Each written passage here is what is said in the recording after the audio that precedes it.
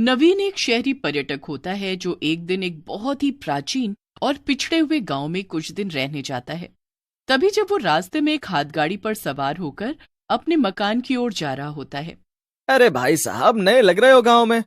हाँ काका, मैं एक पर्यटक हूँ और इस गांव में घूमने आया हूँ। काफी सुंदर गांव है ये, पहाड़ों और नदियों से घिरा हुआ। साहब, जितना सुंदर दिखता है उतना ही डरावना भी है। बस एक सहूलियत देता हूँ, रात को सोने से पहले अपने घर के बाहर एक अच्छा सा पकवान बनाकर रख देना, वरना बहुत बुरा होगा। क्या? ये आप क्या कह रहे हैं काका? मैंने तो घूमते वक्त ही बाहर से खाना खा लिया था। फिर भी मैं जो कह रहा हूँ वो कीजिए, वरना आप बहुत बुरी तरह पछताएंगे। इस गांव में भूखी चुड़ैल का वास है। क्या कहा? भूखी चुड़ैल?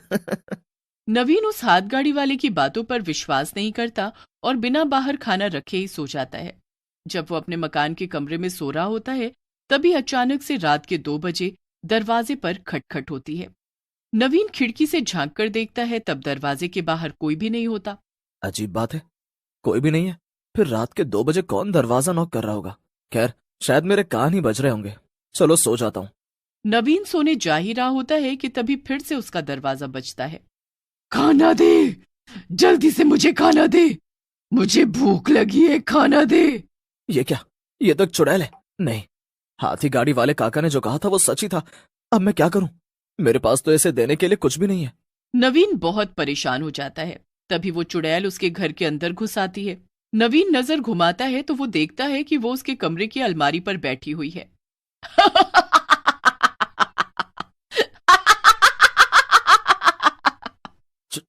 चुड़ैल, तुम अंदर कैसे आ गई? निकल जाओ यहाँ से। तेरी इतनी हिम्मत, तू मुझे निकलने का आदेश देगा? मैं एक सर्वशक्तिशाली चुड़ैल हूं और आज तूने इस गांव का नियम तोड़ा है। नियम? कैसा नियम? तूने मेरे लिए घर के बाहर खाना ना रखकर बहुत बड़ी गलती कर दी है। अब तुझे उस गलती की सजा भुगतनी होगी। आ, मेरी आंखें! नहीं, नहीं! अगले दिन नवीन के मकान में सरपंच समेत बाकी गांव वाले भी इकट्ठा हो जाते हैं और नवीन के बड़े भाई रोहित और भाभी शिखा को गांव में उसकी देखरेख करने के लिए बुलाया जाता है। मैंने उस चुड़ैल को खाना नहीं दिया, इसीलिए उसने मेरी आंखें निकाल ली और अपने साथ ले गई। अब मैं क्या करूं? मैं तो अंधा हो गया भैया भाभी। सरपंच जी, अगर आपके गांव में उस भूखी चुड़ैल का खौफ फैला हुआ है तो आपको हर एक पर्यटक और बाहर से आने वाले व्यक्ति को बताना चाहिए था ना। नहीं रोहित भैया, मुझे पता था। मुझे एक हाथ गाड़ी वाले काका ने बोला था, लेकिन मैंने उनकी बातों पर विश्वास नहीं किया और सो गया बगैर खाना रखे ही। सरपंच जी, उस भूखी चुड़ैल के लिए दरवाजे के बाहर खाना रखना इतना जरूरी क्यों है? बेटी, ये बहुत सालों पहले की बात है। इस गांव में कपालिका नाम की एक औरत अपने पति और सास ससुर के साथ रहती थी। लेकिन वो कपालिका को बहुत मारते थे और उसे खाना न देकर भूखा रखते थे, जिस कारण एक दिन उसकी मौत हो गई और उस दिन से वो चुड़ैल बनकर सबको परेशान कर रही है। लेकिन इस चुड़ैल को रोका भी तो जा सकता है ना। आप लोगों ने कुछ कदम क्यों नहीं उठाया? नहीं, कोई टोना टोटका काम नहीं आया। हमने सब कुछ करके देख लिया, लेकिन वो भूखी चुड़ैल बहुत भयानक और शक्तिशाली है। अगर किसी ने उसे खाना नहीं दिया तो वो उस व्यक्ति के साथ बहुत बुरा करती है और उसे किसी न किसी तरह से अपाहिज करके चली जाती है। हे भगवान! रोहित, तुम देवर जी को यहाँ से ले चलो। ये गांव खतरे से खाली नहीं। यहाँ की भूखी चुड़ैल हमारे साथ भी गलत कर सकती है। हाँ शिखा, तुम सही कह रही हो। नहीं नहीं रोहित बेटा, ऐसा मत करो। अगर तुम दोनों चुड़ैल को खाना दिए बगैर ही गांव से चले गए तो वो तुम दोनों को भी नहीं छोड़ेगी। नहीं सरपंच जी, ऐसा कुछ नहीं होगा। हम दिन में ही निकल रहे हैं आज। हम शहर जाकर देवर जी का इलाज करवाएंगे। हाँ सरपंच जी, ऐसा मत कीजिए। आपको उस चुड़ैल को खाना तो खिलाना ही होगा। हाँ, एक बार जब कोई इस गांव में आता है और वो उस भूखी चुड़ैल कपालिका को खाना दिए बिना ही चला जाता है, तब वो उस व्यक्ति के पीछे हाथ धोकर पड़ जाती है। रुक जाइए और उसे खाना देकर ही जाइए। शिखा और रोहित दोनों सरपंच और गांव वालों की बात नहीं सुनते हैं और अपनी मनमानी करते हुए एक बैलगाड़ी पर सवार होकर नवीन को लेकर गांव से बाहर जाने के लिए प्रस्थान करते हैं। बैलगाड़ी चलाने वाली एक औरत होती है। खामखा सभी गांव वाले हमें कुछ भी कह रहे थे। अच्छा हुआ कि हम जल्दी से इस भूतिया गांव से बाहर निकल रहे हैं। हाँ शिखा, धन्यवाद शिखा भाभी। रोहित भैया, तू चिंता मत कर। नवीन, मैं हूं ना, तू जल्दी ठीक हो जाएगा मेरे भाई। तभी अचानक से बैलगाड़ी एक खाई पर जाकर रुक जाती है। ये क्या? ओ बैलगाड़ी वाली, तुम्हारा दिमाग खराब हो गया है क्या? यहाँ खाई पर क्यों लाई हो तुम बैलगाड़ी? तभी वो औरत उनकी बातों का कोई जवाब नहीं देती। अरे कानपुर में हड़ताल है क्या तुम्हारे? सुनाई नहीं दे रहा है क्या? तभी वो औरत पीछे मुड़कर देखती है और उसकी डरावनी शक्ल देखकर रोहित और शिखा के होश उड़ जाते हैं। वो और कोई नहीं बल्कि चुड़ैल कपाल। तुम दोनों को क्या लगा तुम दोनों मुझे खाना दिए बिना इस गांव से चले जाओगे? तुम्हें इस गांव की परंपरा को निभाना चाहिए था, लेकिन तुम दोनों ने अपनी होशियारी दिखाई। अब उस होशियारी की सजा तो भुगतनी ही होगी। नहीं नहीं, छोड़ दो हमें कपालिका, हमें माफ कर दो।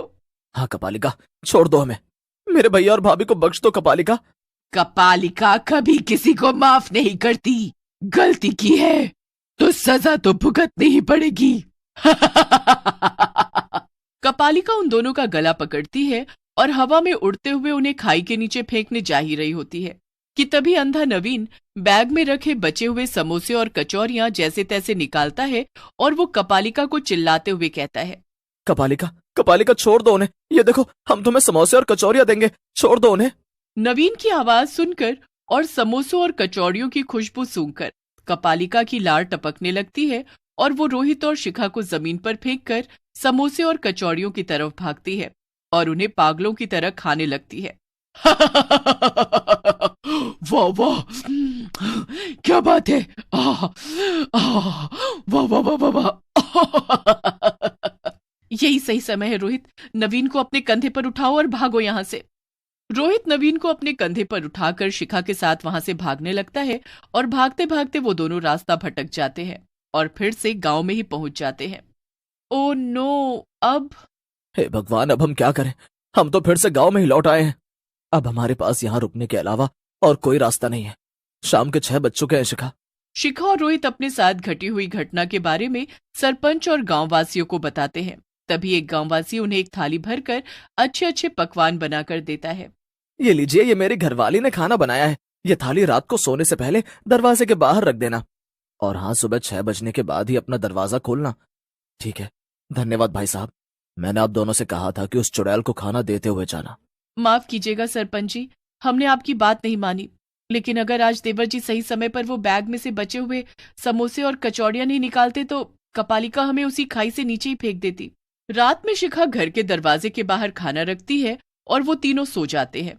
उनके पड़ोस में रहने वाले बिरजू के दरवाजे के बाहर रखा हुआ खाना एक सड़क का कुत्ता खा लेता है और जब कपालिका ये देखती है तो वो गुस्से में आग बबूला हो जाती है। ये क्या, इस बिरजू ने आज मेरे लिए खाना नहीं रखा, अब ये गया। खोल, दरवाजा खोल बिरजू, आज तूने मेरे लिए खाना क्यों नहीं रखा? लेकिन ऐसा कैसे हो सकता है? मैंने तो खाना रखा था। मेरा विश्वास करो कपालिका, मैंने खाना रखा था तुम्हारे लिए। झूठ मत बोल बिरजू के बच्चे, आज तो मैं तुझे नहीं छोड़ूंगी, नहीं छोड़ूंगी। चुड़ैल कपालिका की आवाज सुनकर शिखा और रोहित उठ जाते हैं और वो अपने घर की खिड़की से बिरजू के घर के बाहर हो रहे इस तमाशे को देखते हैं। हे भगवान, लगता है बिरजू भैया की थाली का खाना गली का कुत्ता खा गया। हाँ रोहित, जब मैं अपने दरवाजे के बाहर खाना रख रही थी तभी बिरजू भैया भी रख रहे थे, लेकिन अभी उनकी थाली में से सारा खाना गायब हो चुका है। इसका मतलब कुत्ते या किसी और जानवर ने ये किया होगा। रोहित, हम बिरजू भैया को और इस गांव को इस भूखी चुड़ैल कपालिका से बचा सकते हैं। गांव वाले बेवकूफों की तरह इसे रोज खाना देते रहते हैं, लेकिन कभी किसी ने ये नहीं सोचा कि खाना देने के बहाने ही उसे खत्म भी किया जा सकता है। शिखा तुरंत अपने पास बचे हुए खाने को एक थाली में परोसती है और उसमें गांव के भव्य शिव मंदिर से मिली भस्म मिलाती है। अब देखना, इस भस्म से मिले हुए खाने को खाकर कैसे भूखी चुड़ैल कपालिका का अंत होगा। वाह शिखा, इतनी सी बात किसी के ध्यान में नहीं आई कि कपालिका को खाने से मारा जा सकता है। शिखा और रोहित कपालिका के सामने वो खाना ले जाते हैं और उस खाने को देख कपालिका की लार टपकने लगती है। अरे वाह, खाना, बढ़िया बढ़िया खाना। नहीं, ये तुम लोगों ने अच्छा नहीं किया। सभी गांव वाले कपालिका की इतनी तेज आवाज सुनकर जाग जाते हैं और वहां इकट्ठा हो जाते हैं। शिखा बेटी, आज तुमने वो कर दिखाया जो हम अनपढ़ गांव वाले कभी नहीं कर पाए। कभी कभी हम इंसान भी किसी पहेली को सुलझाने के लिए दुनिया भर की तिकड़म लगा लेते हैं, लेकिन असल में उस पहेली का हल तो बहुत आसान ही होता है। धन्यवाद शिखा भाभी, आपने इस गांव को उस भूखी चुड़ैल के कहर से मुक्त किया है। कपालिका जलकर राख हो जाती है। इस तरह अंत में भूखी चुड़ैल खत्म हो जाती है, जिसके बाद रोहित और शिखा शहर जाकर नवीन का इलाज करवाते हैं और साथ ही उस गांव में सभी लोग बिना किसी डर के आराम से रहने लगते हैं।